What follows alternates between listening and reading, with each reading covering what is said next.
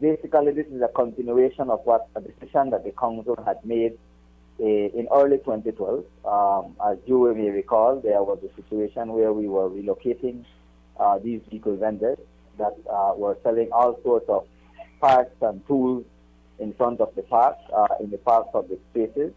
The council, over the 2 years, have been in back and forth conversation with these individuals, and at some point it came to a stop.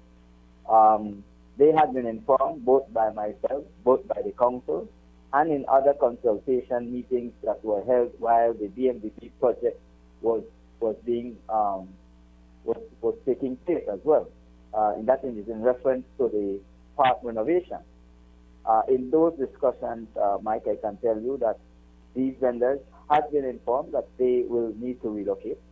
I must make it absolutely clear that from the very onset, these people are not even paying the cent to be parking at these prime public spaces.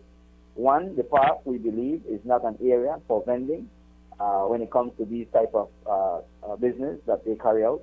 The park is for family-oriented activities where the people can come, enjoy, the kids can come and play, and have safety for our children.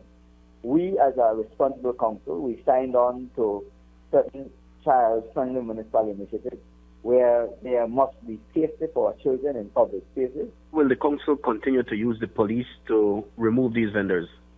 We have spoken to the police. The police have today went to visit with the vendors, informing them of the regulations that were passed in August. In fact, these regulations were submitted to the Ministry of Transport from August of 2012, but they were never published in the Gazette until in June, July, and August of 2014. So even then, we decided to leave them there for now. We informed them that the park will be renovated. They need to be removed. They did not remove themselves from the area while the construction was taking place. They still insisted, thinking that they would have been given that free right to come back at the park.